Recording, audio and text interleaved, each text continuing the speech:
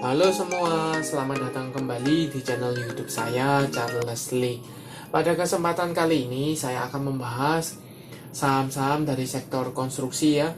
Ada WSKT, ada PTPP, dan ada Wika.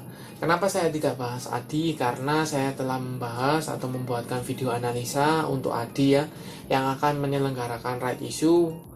Buat teman-teman yang belum menonton untuk analisa saham ADI, silahkan tonton dulu videonya ya. Saya kasih atau saya linkkan di atas ya, seperti itu. Nah, kenapa saya bahas WSKT atau ADI atau PTPP dan Wika? Karena selain saya bahas ADI ya, bagaimana sih prospeknya untuk sektor konstruksi? Apakah bisa teman-teman manfaatkan untuk persiapan Windrest ya? Atau mulai cicil beli untuk Windrest, seperti itu. Buat teman-teman yang baru pertama kali mampir ke channel YouTube saya ucapkan selamat datang, selamat menonton.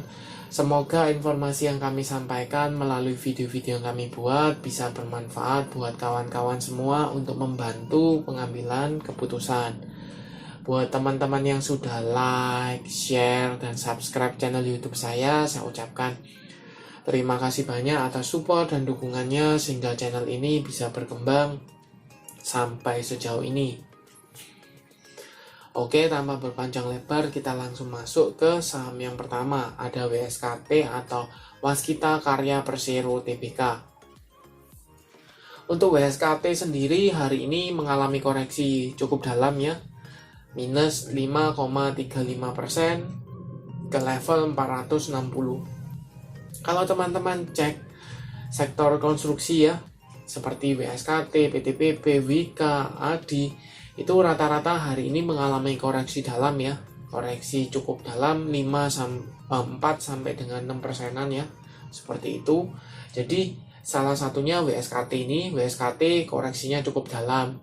Nah, kenapa WSKT ini bisa koreksi selain dari sentimen right issue ADI di bawah harga pasar ya, kemudian ada sentimen juga bahwa dengan naiknya tingkat suku bunga, kemudian inflasi yang tidak menentu ya, maka besar atau menjadi tekanan untuk sektor-sektor konstruksi ya, salah satunya WSKT. Untuk WSKT sendiri ini sudah bisa dikatakan dia breakdown dari level 500-an ya, sekarang berada di level 400-an. Bahkan kalau teman-teman cek di posisi sekarang ini sudah break dari support 490-an ya, di area sana sudah break. Kenapa? Kalau teman-teman lihat ini full body candle-nya cukup full ya, cukup solid, volumenya juga ada, kemudian garis MACD juga mengarah ke bawah, mengindikasikan dia confirm turun dari level atau break dari level 490-an ya, seperti itu. Nah, kemana sih arah pergerakan dari WSKT? Kalau saya lihat ini posisinya ya, garis EMA 50-nya sudah di level 524 mengarah ke bawah, sedangkan EMA 200-nya juga sama mengarah ke bawah tetapi masih di 580 ya. Posisi EMA 50 di bawah EMA 200 menunjukkan dia masih cenderungnya downtrend ya. Walaupun secara minor ini sebenarnya dia sideways di range antara 510 sampai dengan range 575-580 ya. Tetapi dia sudah breakdown, turun, bahkan break dari level 500, sekarang menguji support berikutnya. Support berikutnya ada di mana? Support berikutnya ada di area 440 ya. 440 ini kalau seandainya level 440 ini mampu menahan, ada potensi dia rebound ya, seperti itu. Kemudian untuk WSKT ya, untuk WSKT teman-teman perlu cermati. Kenapa saya singgung sedikit untuk ADI ya, karena untuk ADI harga pelaksanaannya itu di bawah harga pasar ya. Jadi kecenderungannya atau ketakutannya adalah WSKT yang akan menyelenggarakan right issue juga itu ditakutkan bahwa harga pelaksanaannya itu di bawah harga pasarnya juga, sehingga direspon negatif ya, direspon negatif dengan harganya mengalami penurunan seperti itu. Kenapa? Takutnya harga pelaksanaannya di bawah, maka kecenderungannya harga pasar akan mengikuti atau minimal mendekati harga pelaksanaan. Seperti itu. Sampai dengan video ini dibuat, untuk harga pelaksanaan dari right isunya WSKT itu belum keluar ya beritanya, tetapi yang bisa dipastikan bahwa WSKT ini akan menyelenggarakan right issue. Kapan jadwalnya, kemudian berapa besaran harga pelaksanaannya, berapa rasionya, itu nanti akan dibuatkan pembahasannya lebih dalam ya, seperti itu. Tapi so far sejauh ini belum keluar harga pelaksanaannya berapa ya, come date-nya kapan, itu belum keluar. Jadi buat teman-teman, apakah bisa mulai cicil untuk WSKT? Kalau menurut saya sebaiknya jangan dulu ya.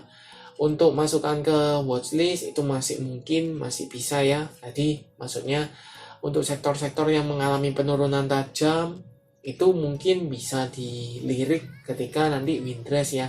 Apalagi kalau teman-teman cek Windrest itu kebanyakan salah satu sektornya itu ada konstruksi juga ya yang mengalami kenaikan.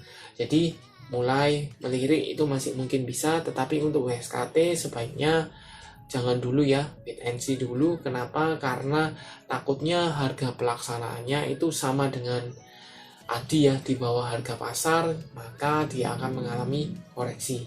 Seperti itu. Itu untuk WSKT ya. Kita coba cek broker summary-nya ya. Apakah penurunan ini disertai dengan distribusi? Ini saya coba cekkan. WSKT ya. Untuk WSKT sendiri ini cenderungnya distribusi ya. Distribusi ya, YP ini distribusi, KK distribusi ya. Jadi ini mayoritas distribusi, WSKT distribusi. Kemudian kalau dilihat foreign-nya ada tampungan ya. Ada tampungan. Jadi tetapi tidak signifikan ya. Tampungannya tidak terlalu signifikan sehingga dia mengalami koreksi, tetapi tidak ARB ya, tidak auto reject bawah. Bagaimana potensinya? Kemungkinan akan ada kelanjutan, koreksi lanjutan ya. Jadi teman-teman bisa mungkin pantau di area support berikutnya ya, 440 di sana. Itu untuk WSKT. Kita coba ke saham kedua, ada PTPP ya, atau PP Persero Tbk, yang hari ini juga mengalami penurunan ya. Berapa persen? Kita coba cek. Minus 5,06% ke level 845. Kalau dilihat posisinya ini dia sudah confirm breakdown dari level 900 ya. Support level 900, jadi dia sudah breakdown. Kemudian body candle-nya juga cukup lebar ya. Cukup lebar, jadi dia breakdown. Kemudian breakdown juga dari support 880 ya, terakhir di 880. Kemudian kemana arah pergerakan dari PTPP? Ada potensi dia melanjutkan penurunan ke level psikologis, support psikologis di 800 ya. Kalau teman-teman cek volumenya ada, walaupun tidak spike seperti beberapa kali spike-nya ya. Jadi ini volumenya ada, tetapi tidak spike seperti pada waktu di sini ya, mengalami kenaikan. Kemudian di sini juga seperti itu. Kalau teman-teman cek posisi MACD ini juga mengarah ke bawah, mengindikasikan ada tekanan jual. Jadi kita coba cek ya broker summary-nya untuk PTPP. Untuk posisi garis EMA 50 dan EMA 200 ini jelas mengarah ke bawah. EMA 50-nya ada di 940, EMA 200-nya ada di 975, EMA 50 di bawah EMA 200, confirm dia masih downtrend ya, cenderungnya downtrend seperti itu. Kita coba cek broker summary-nya untuk PTPP ya. PTPP kita coba cek, ini ada distribusi ya, masih CC, AK ya, DR, BQ ya, ada distribusi masih ya. Dan untuk asing, kalau teman-teman lihat foreign flow-nya, asing cenderungnya keluar ya, cenderungnya keluar. Jadi ini menunjukkan apa? Penurunan ini disertai dengan distribusi, asing juga mulai keluar ya. Jadi besar kemungkinan untuk PTPP juga mengalami koreksi lanjutan atau minimal lanjut koreksi ya, seperti itu. Belum ada tanda-tanda dia mulai bergerak uptrend seperti itu atau perbalikan arah, itu masih belum ada ya.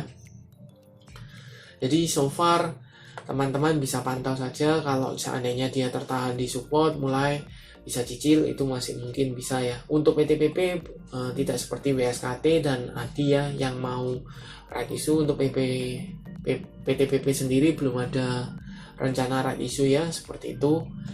Nah, coba cek ke saham berikutnya, ada Wika atau Wijaya Karya Persero Tbk ya.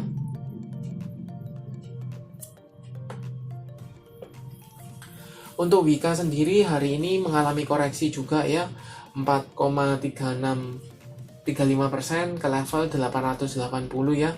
Posisinya ini kalau teman-teman cek dia menguji support level 900, level psikologis. Apakah mampu menahan? Kalau dilihat dengan potensinya ini masih belum bisa dikatakan break ya, karena volumenya tidak spike seperti beberapa hari atau pada waktu koreksi dalam ya. Jadi dia masih tertahan di level 900 supportnya. Kalau dilihat posisi EMA 50 ada di 975, EMA 200 ada di 1020, sudah mulai mengarah ke bawah, mengindikasikan ini ada tekanan jualnya. Kemudian volumenya ada, kemudian garis MACD ini masih mengarah ke bawah ya, mengindikasikan ada tekanan jual. Kita coba cek broker summary-nya dari Wika.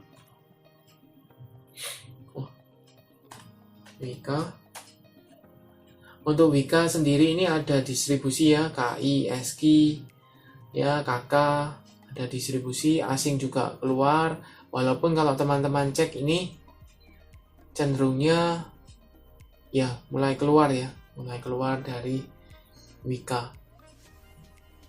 Apakah teman-teman bisa entry sekarang?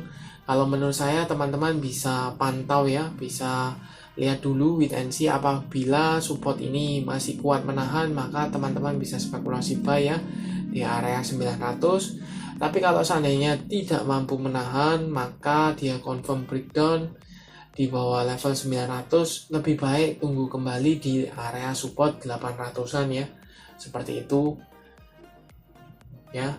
Jadi ini penurunannya disertai dengan distribusi. Selain sentimen dari ADI yang koreksi, sektor-sektornya juga konstruksi juga relatif berat ya, karena inflasi cenderungnya orang akan menahan untuk konstruksi ya, rumah-rumah seperti itu, properti juga. Kemudian tingkat suku bunganya yang relatif tinggi ya, mayoritas kan ada hutang ya, tingkat suku bunganya tinggi, otomatis bunga hutangnya juga tinggi, itu akan memberatkan. Seperti itu. Bagaimana buat teman-teman? Apakah teman-teman akan tetap melirik saham sektor konstruksi? Silahkan komen di kolom komentar ya, feel free for comment. Oke, sekian untuk video kali ini. Terima kasih sudah menonton sampai akhir. Jangan lupa like, share, dan subscribe channel YouTube saya, dan nantikan video analisa saham berikutnya. Terima kasih sudah menonton.